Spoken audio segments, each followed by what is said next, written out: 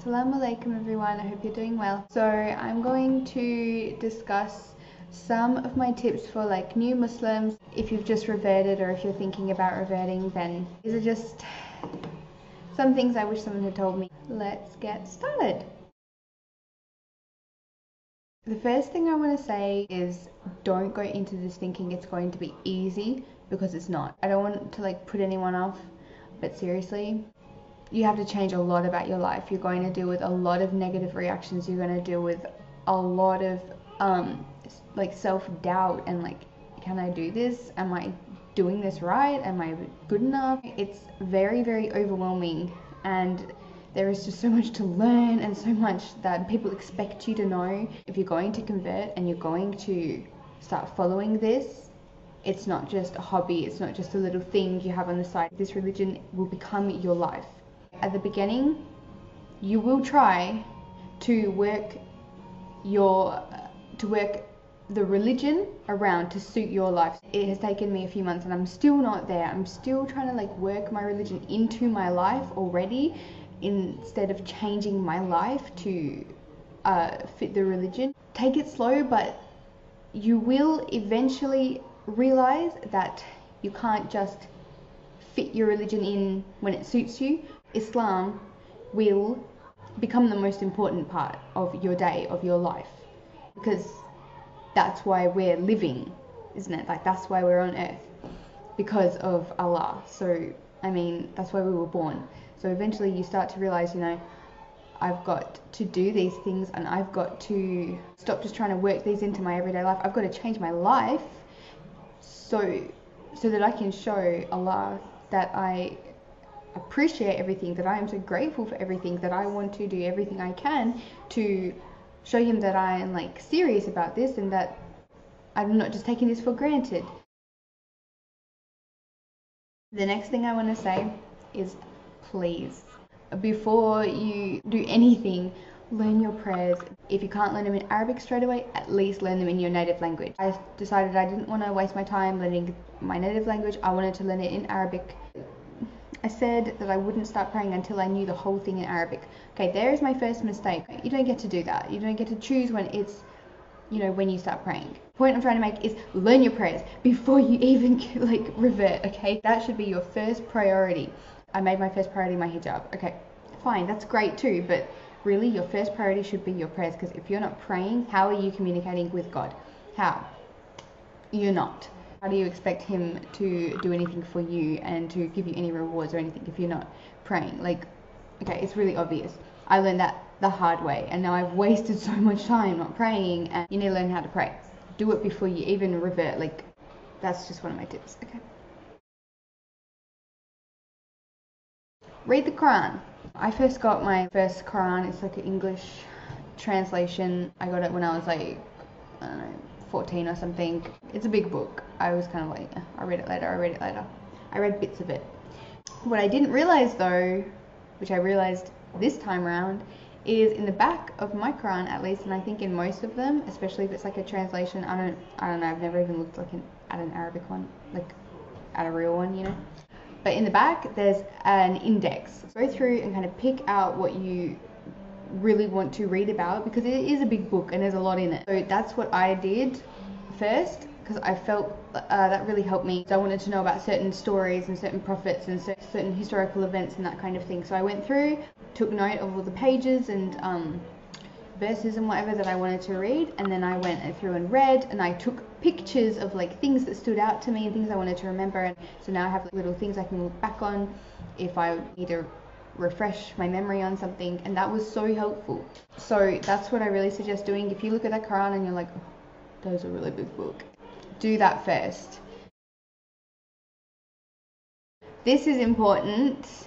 Sometimes I actually have to pull myself up on this, because I do slip into this kind of judgmental mindset, which is obviously not what Islam is about. You have like come to Islam and you found the right way, right? This is the right way, right? Okay, but obviously family and friends, they're non-Muslim. Don't start acting superior and acting like you're better than them. Don't be like that, all right? One of the most important things you need to do when you first revert is keep your family close and show them a really good image of Islam, in the way you act, in the way you dress, in the way you respect them and talk to them and respect their beliefs. There is already so many misconceptions and so many myths and horrible, nasty things being said about this religion all the time. We do not need to feed into that stereotype. You know, we need to respect our families. They may not believe the same thing we believe, and we may think that they're wrong for that, but they're still our families, and we do need them to support us. And if we want them to accept us and accept Islam, we want them to be open to learning about Islam, then you need to not act like you're better than them just because like you've found this right way. Okay? You want them to accept your religion and this huge change in your life, you need to remain respectful to them.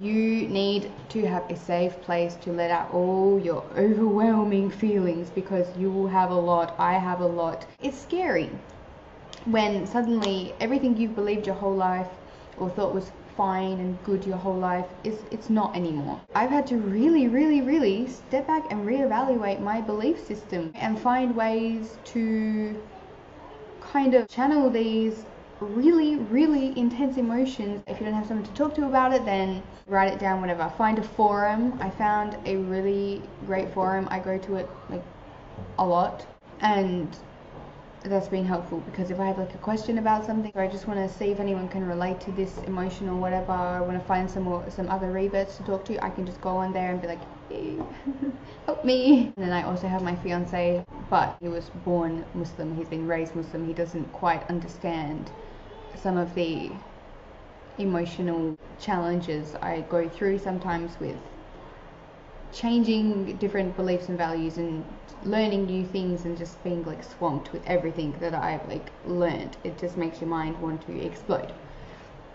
So you really need a good place to get those feelings out and that kind of thing.